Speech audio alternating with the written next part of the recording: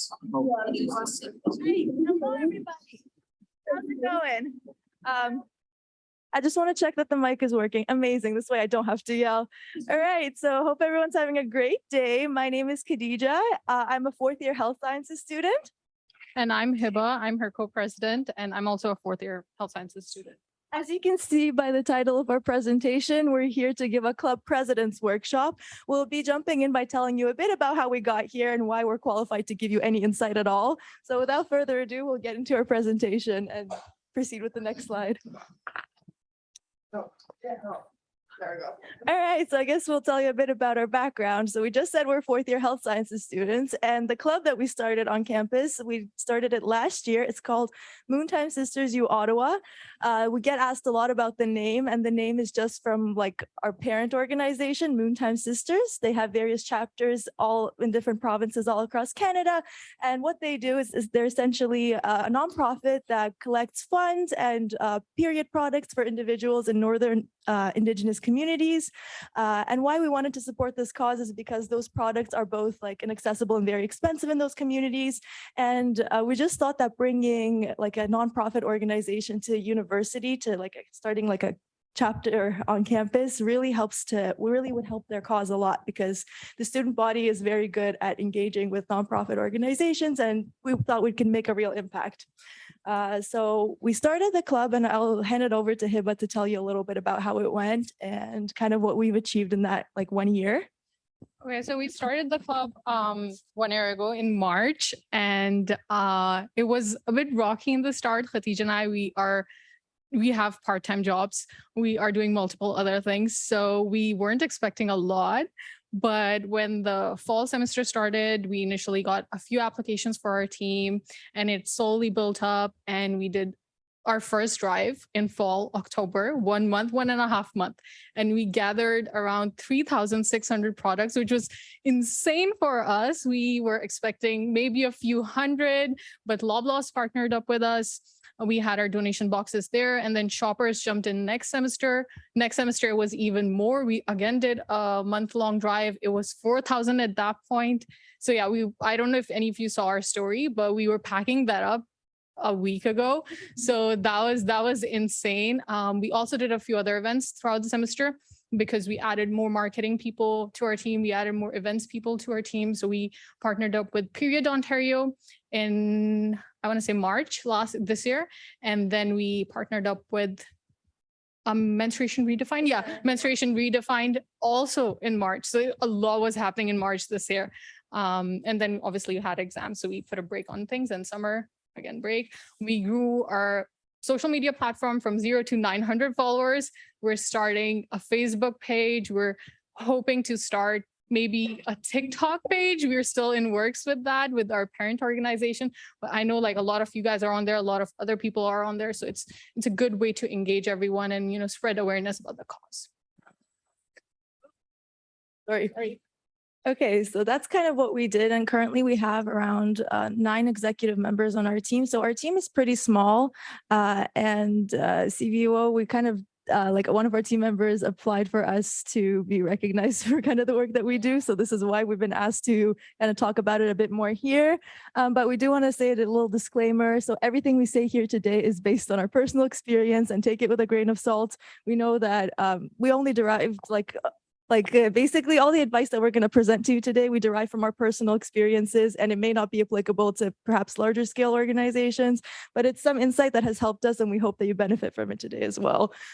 So we'll just kind of move on and start to get into some of, I guess, kind of things that like our little takeaways, if you will. So we titled this first little section, Managing Expectations. And we did that because we're going to just essentially start the way that we would start with any club member. We meet them and we do like a little one-on-one. And what I mean about managing expectations applies to both kind of the executive members and the team as well, and like the team members that are joining as well. So we let our team member, we like one of the biggest things we feel is important is to directly, like, it's very basic, but I think it's very powerful, is to tell our team members that we recognize that this is a volunteer position and that it's really important for us to kind of establish rapport right at the beginning. We tell them that this is supposed to be fun. We expect them to kind of help us along the way, but at the end of the day, we want them to have fun. We want them to make friends, and that if they are in need of any help, that they should kind of we're here to support them. And why we're saying that is because we have been part of initiatives where it's just felt like we've been doing a lot of work, and when we're not, and when something's going on in our personal lives, like school can be overwhelming and whatnot, we didn't feel that we could always turn to like people who are like our team leads in order to kind of support us. So we literally just start with that, and like we just kind of built that connection with our team members. And then we also Yeah, so in terms of other points in managing expectations, as soon as we start, we tell them, you know, these are our expectations. This is what we ask of you from this specific role. Do you think you can provide that for us? Because I think a lot of the times people or the leader, team leads or presidents, they don't do these informal or formal interviews, which is, in my opinion, very essential as you get to not only know the person, but know, you know, if they have other commitments, jobs, other volunteering things. Obviously, they may have a personal life, they may not have that much experience. So knowing that really allows us to place them in the right position. Again, based on their schedule, based on their liking, based on our requirement. And they can obviously, and then we ask, what do you expect from this role? So is it just a fun thing? What do you aim to do? Do you want to do 2 events this year? Do you want to do 3 events? How much do you want to grow our marketing platform?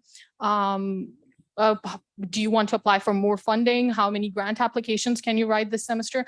All these sorts of things. So I think that, yeah, because that allows us to be on the same page and not, you know, dissociate from our members or, you know, flame them when something goes wrong or awry or again, like they don't feel dissatisfied. So this is a huge point for us.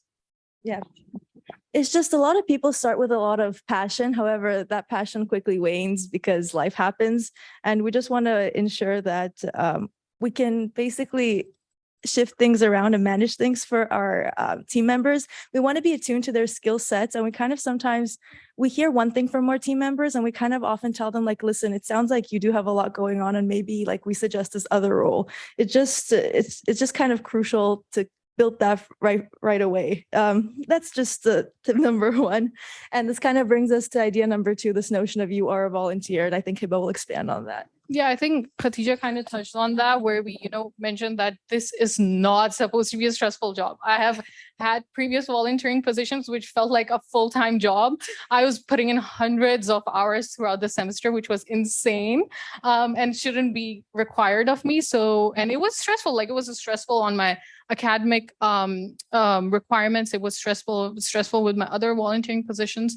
So yeah, I think saying that you're a volunteer, don't stress it. It's okay. Chill. Tell us if, you know, you don't want to do something. We will try and mitigate that with adding more members to the team or like shifting responsibilities around. So if someone is more free, then we can give them the work or we can jump in and do the work.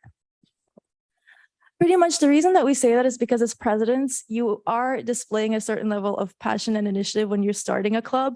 And it's really easy to feel that, you know, that it's kind of like your little baby, you know, and you want to do the best that you can. And you want other people to display that same level of initiative and passion. But you have to recognize that other people are signing up with different like goals and different hopes. So when you are kind of when you're projecting them onto them, it can be very damaging in the end. And this is why you can have really high club turnover rates. You know, oftentimes people are in a certain role and then they feel that they didn't get enough out of it, or perhaps they really like the cause, but they feel like they can't manage it or that the management is poor. So they just kind of leave prematurely.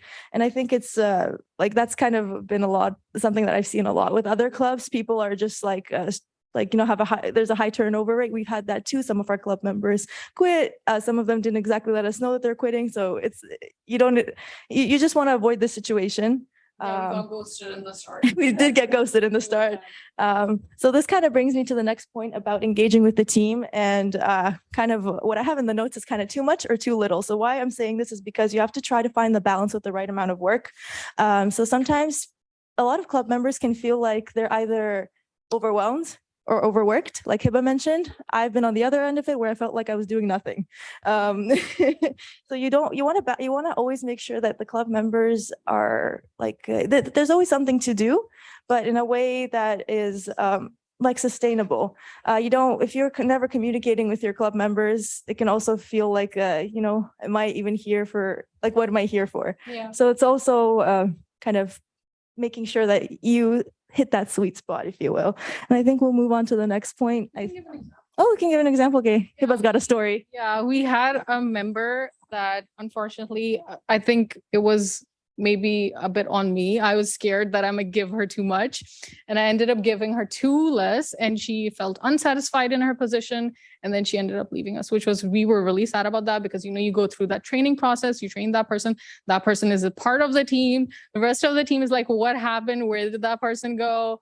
And we had to bring in a new person halfway through the academic year. So yeah, I think really managing the amount of work you give someone is really crucial. And for that, you have to go back to managing expectations, where you need to know what their time schedule is, who they are as a person, what they are, what they are asking of this position or asking of you, and yeah, everything else in their life that is happening. Basically have to be a friend. And and it relates to this whole idea of giving margin for error and kind of being open and understanding. So for example, when we started this club, we didn't know a lot about, we only knew the volunteer side of it. So all the administrative stuff, all the stuff that's related to finance, it was very overwhelming. And we knew that we had to learn it from the start. And we knew that we'd have to teach this information later to club members. So kind of that was a bit of a humbling experience, because you kind of know what it's like to learn it from the start. And this is why we give one-on-one training sessions, kind of give an opportunity for, instead of just giving a PDF being like, here's how you do everything, here's all the passwords, have fun. We don't feel like that's a very good way to get the club members to jump on board. That one-on-one sit down and giving margin for error is very important. We know we have a club member actually who sometimes can get very she feels like she needs more support when it comes to doing some of the admin stuff, and but she, at the same time, she feels very comfortable coming to us and asking for that support, and we feel really happy about that. So the idea of giving margin for error is recognizing that this was once new to you, it's going to be new to them, and perhaps find a way where you can teach everything with a bit of grace. So then kind of the idea of providing training, I think Hiba's got a story for this. Oh yeah. I'm thinking there's so many stories. So sorry, guys. No. So yeah, basically what happened is, I don't know if you guys know, as I said, we're both health sciences. We have not taken any course ever in Telfer. None of our team members have. I did not know any finance things before I came into this. All my experiences were from previous volunteering position or from workplaces. And what happened was the first funding application came. And it took me such a long time before Zach's run through a walkthrough, which happened today as well. But yeah, before that, it took I nearly gave up. I was like, I'm not gonna apply. It's fine. We're just gonna do events. We're gonna gather money. It's going to be fine. We're going to get the cheap things and try and gather stuff in them. It's fine. I have boxes at home. Everything is cool. But then I watched Zach's walkthrough of the whole funding application, and that really helped. So I think this whole seminar, it really helps. And that was the same thing that happened with our members. None of them are from Telfer. And we hope to get more Telfer students, but we have to train them at then. So now I have to learn, and then I have to teach them. Same thing with Khatija. With marketing, we had to learn how to use so many things. I'm not on Instagram. I'm not on Facebook. I'm not on any platforms. I live under a rock.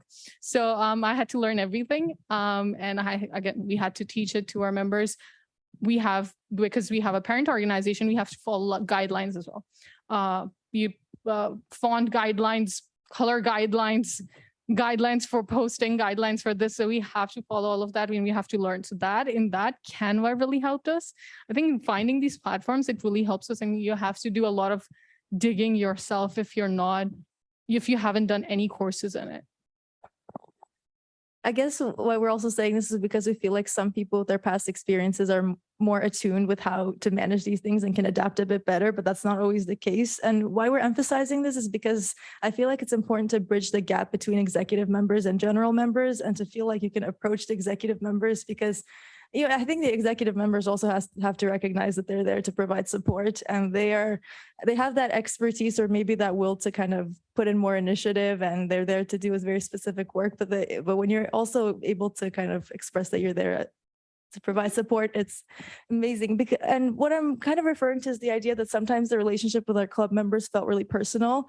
So sometimes, like during meetings, like before we get to the work stuff, we sometimes rant about school, or we rant about kind of what happened here during the protests. A very traumatic experience in Ottawa and in Parliament Hill. So, or sometimes when a club member, we even like to talk about, like, let's say a club member like just passed their like exam really well, passed their G2. These are things that we kind of like to, it feels, we like to celebrate these little things. But why I feel that this is important is because it allows us to better understand what's going on in the lives of the members, because sometimes people don't want to dump off their work to feel irresponsible. But when you kind of are aware as a president what is happening in the lives of the other members, you're able to say, hey, like, do you want me to take over this week? Do you want this other person to take over the workload?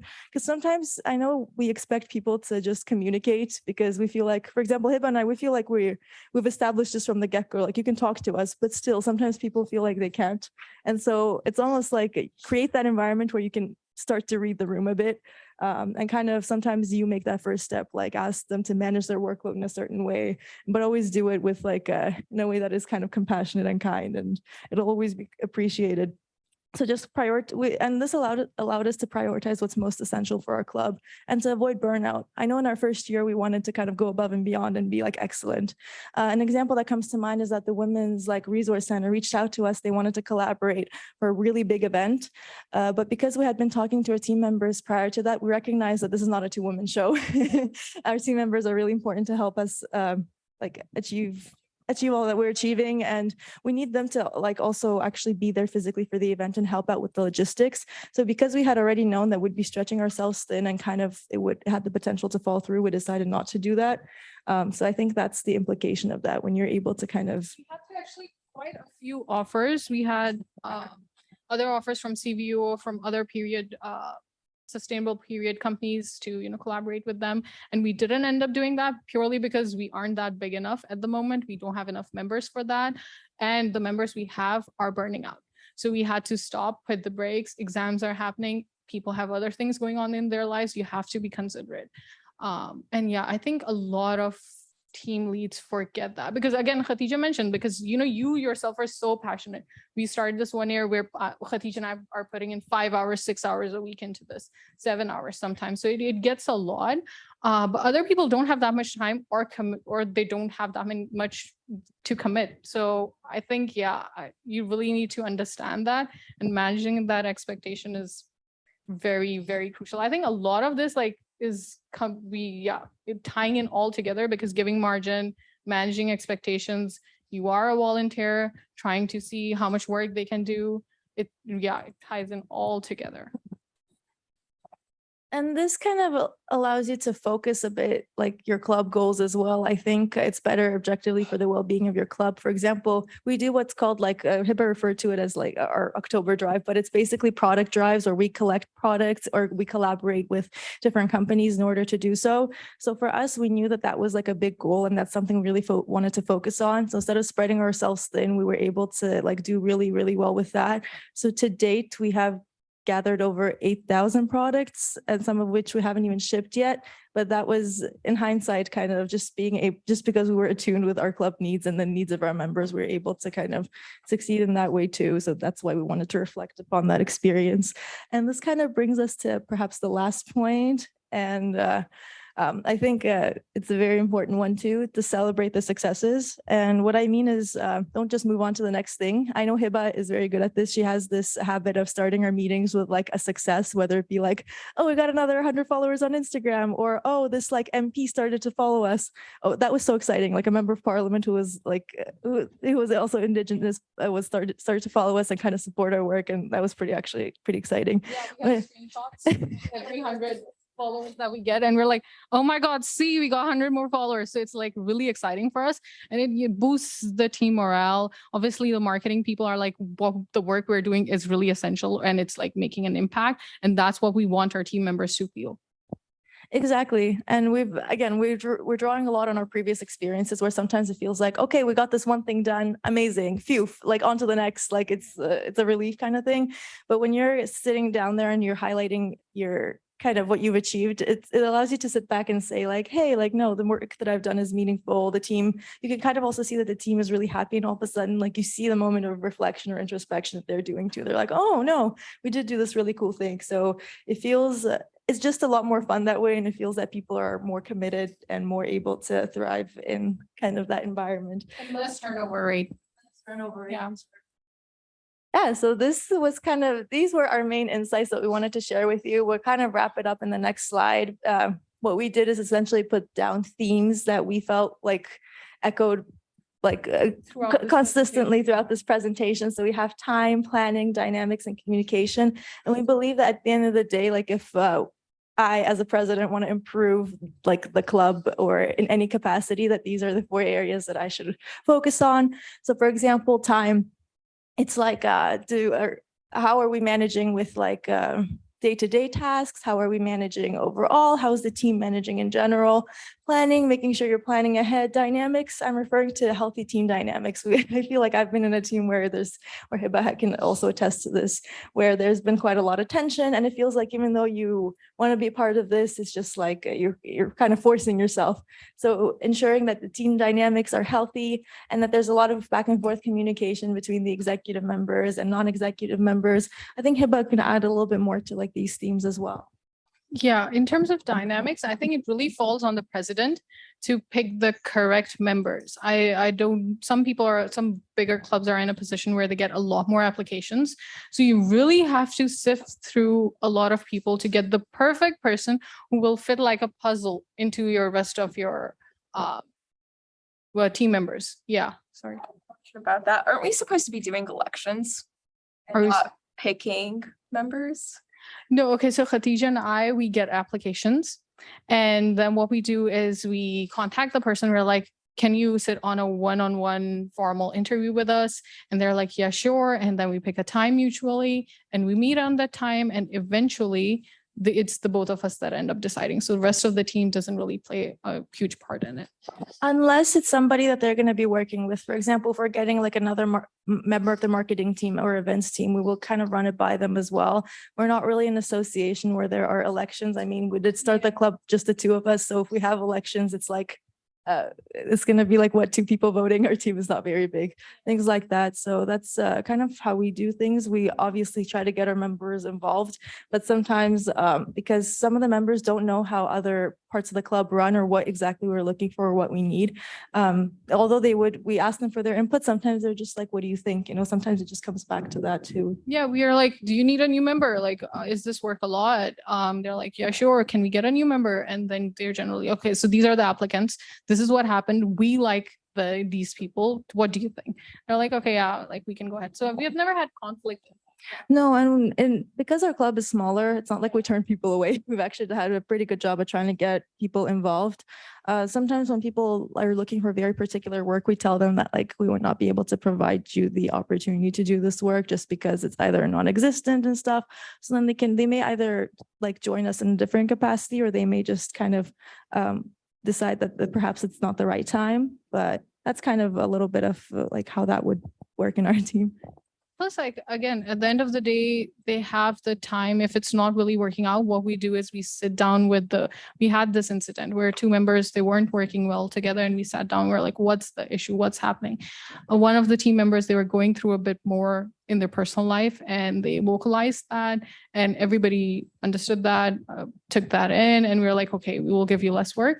We can bring in another member or someone from the team. We can displace them to this position, and for the time being until you sort out whatever you have, and then you can come back. And that's generally what has been done so far. So I think that so far for our team has been really healthy. They have been happy with it, and like we are running with whatever they're happy with. So that's really what our main job is, to make them happy and make sure everything is running in a healthy way, sustainable way, successful way. Yeah, I think Hiba put it beautifully, and that pretty much kind of touches upon the essence of our presentation. And as far as communication, planning, and time and dynamics, this is just like a nice way for us to wrap it up and kind of just bring it all back together. So these were some of the insights that we had to offer in our 1-year experience as club presidents. We hope that you benefited from them in some capacity. Perhaps you took something away from this, and we hope that we're able to, I guess, make good use of your time here. And we have time for some questions, so feel free to ask. And thank you so much for your time. Yep.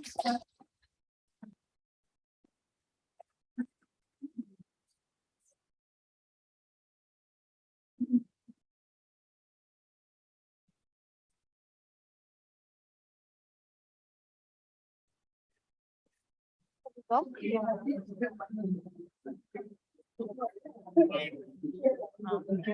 to talk to you. We don't know how any of it works. Yes, I don't know how. Oh, yeah, sure. Yeah, sorry. Oh, here, you guys want to touch it? Yeah, go ahead, sorry. Well, first of all, I just want to say thanks for a really great presentation. I think sometimes when you assume a leadership role and things aren't working, sometimes you think things just don't work. But then it's refreshing to hear from other people and to get other perspectives, think about other things you could be doing to try things differently. I guess one question that I had was near the beginning of your presentation, you talked about, I guess, developing a rapport with other members of your club and making sure that you know what they're expecting from you and what they're expecting to get out of the role, also that they know what you expect them to accomplish within their role. And one of the things you touched on was about how if somebody is in a busy situation, they can take on a whole lot of work, helping to shift that work and lighten the workload on them so that it's compatible with the role.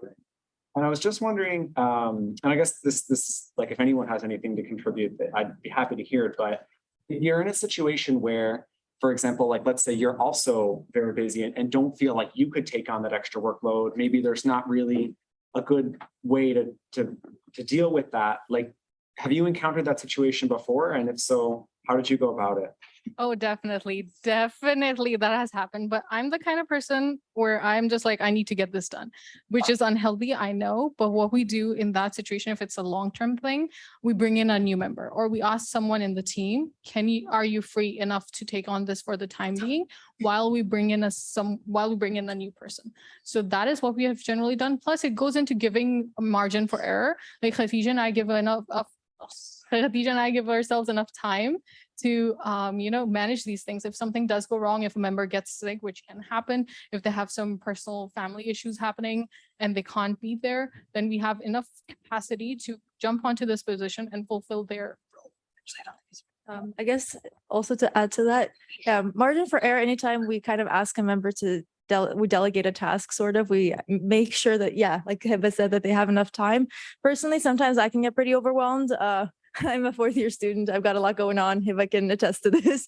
So sometimes when I feel like I can't take off the workload, I kind of just extend the deadline a bit. I just, for example, I've told my team members, for example, Hiba and I were like writing an exam and our team members kept like messaging us like about, hey, like I have this event idea. I want to do this. What about this? Let's attend this. And it's kind of like, we told them like sometimes it's about saying no, like I can't do it. Like, and sometimes I even like maybe like talk to this other team member, but I think it's healthy to say no, or that's sort of my take on it too. I think I agree.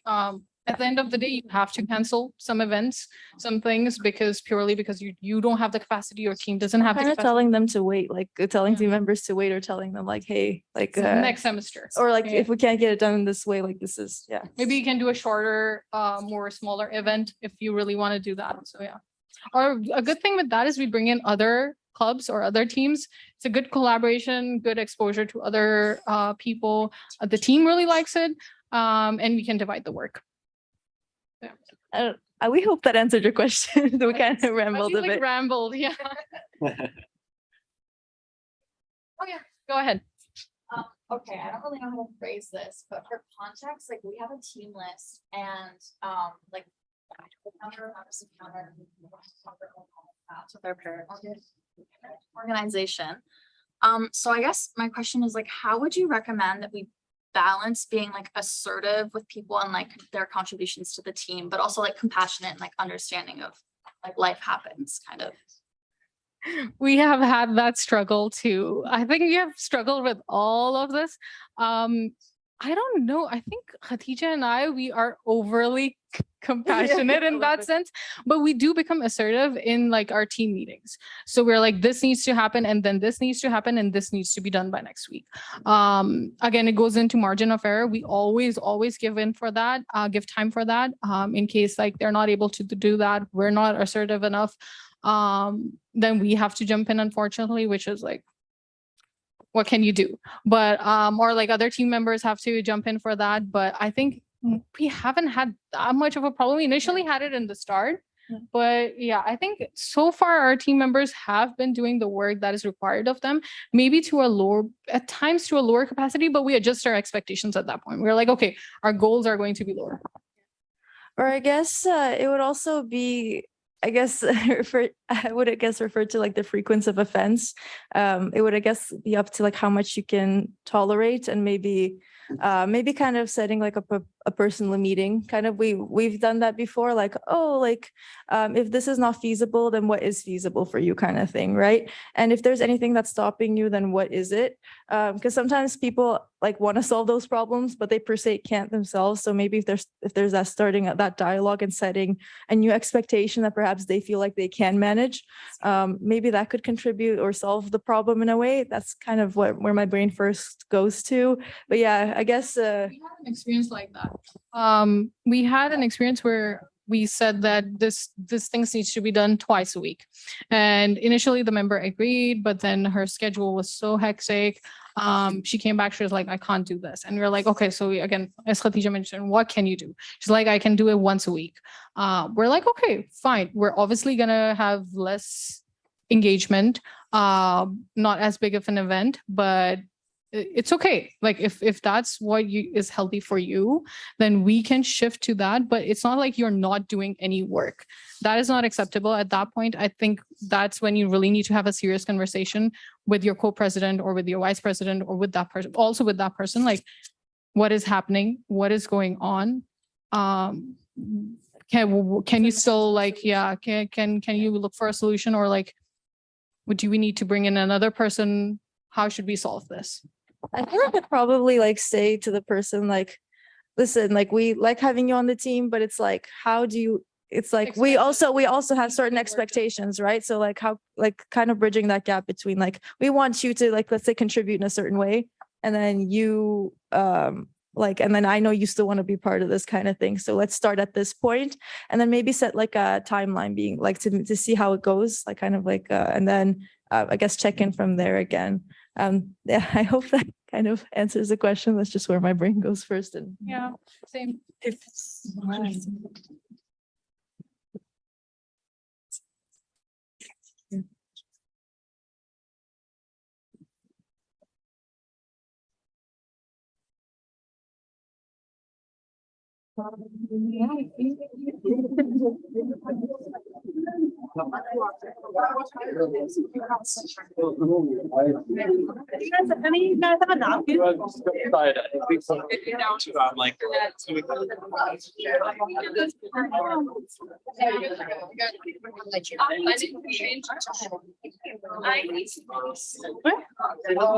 Yeah, I think so. We're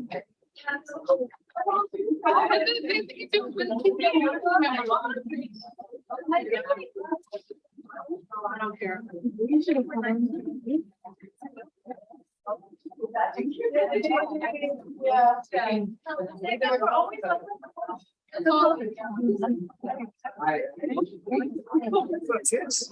next one. Hopefully, we'll try to go to. Watch out.